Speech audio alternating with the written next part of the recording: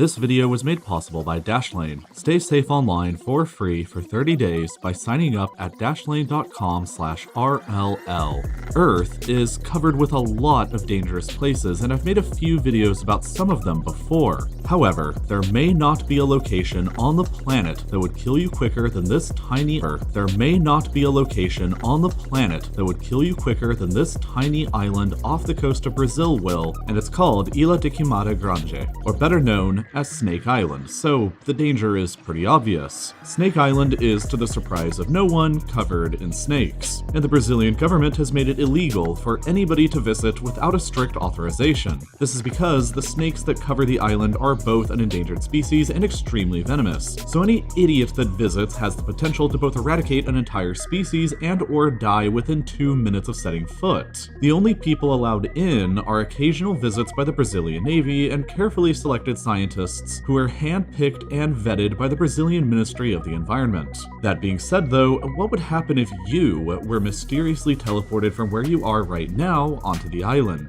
How could you survive, and what would your experience there be like? For starters, the island is located 33 kilometers off the coast of Brazil, so swimming back to safety isn't exactly an option. The island is also very tiny. It's about 430,000 square meters in area, which is almost identical in size to Vatican City, the world's smallest country. Unlike Vatican City though, which has 2.3 popes per square mile, Snake Island has 0 popes but hordes and hordes of snakes. The species that inhabits the island is the golden lancehead pit viper, which is both badass sounding and extremely dangerous. They're considered endangered because they only exist on this island. A long time ago, Snake Island was connected to the Brazilian mainland, but rising sea levels transformed it into an island and trapped the snakes there forever. The island became its own separate universe for the snakes, who were forced to adapt to the circumstances. There were and are no mammals that exist on the island save for the occasional unlucky human who washes up. The snakes had no possible prey except for the occasional seabird that landed in the trees, and so the snakes put all of their experience points into venom, and developed one that was so potent it could kill or paralyze the birds within moments of a bite. The snakes had to become aggressive and immediately kill the birds as they landed because that became their only source of food, and thousands of years later, that's still the reality. Because humans and researchers so rarely visit the island, we don't exactly know how many snakes exist there, nor exactly how bad a bite from one of them could be. However, we do have some educated guesses. Some estimates on the size of the viper population go as high as 430,000,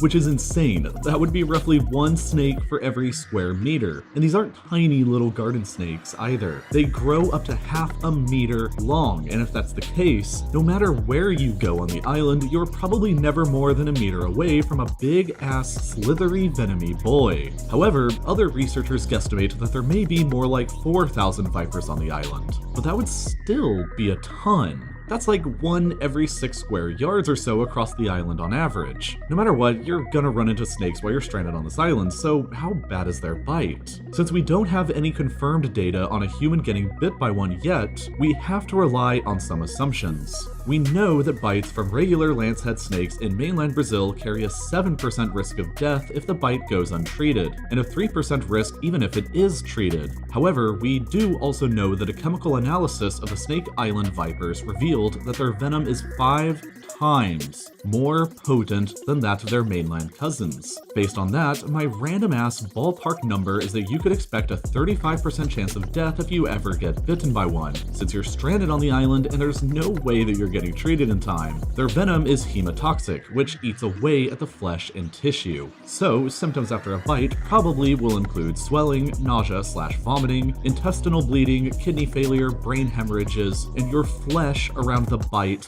literally dissolving. So, where can you go on the island to avoid the snakes? There aren't any beaches, they're all just rocky cliffs, so that's probably not a very good idea. The central part of the island is covered in a small rainforest, which is where most of the snakes live, so yeah, probably best to avoid that as well. The rest of the island is covered in open grassland and exposed rocks, so those areas may be better, but your only options for food are basically trying to catch the birds before the snakes get to them, trying to use something for fishing on the stony cliffs, or trying to actually hunt the snakes themselves, which are all pretty insane choices. Your best chance at shelter and probably getting rescued would be inside of this lighthouse, which is the only structure on the island. It is functional, but it's also completely automated, so it has no human crew. It's only occasionally checked up on by the Brazilian Navy, so who knows how long you'd have to wait there for, and who even knows if the door inside would be unlocked. Most likely, you're gonna be stuck outside, and food would be the least of your concerns, at least to begin with. The only source of water on the island will be whenever it rains, so you better hope it does soon. Of all the islands in all the world to find yourself stranded on, Snake Island in the Atlantic is probably the worst of them.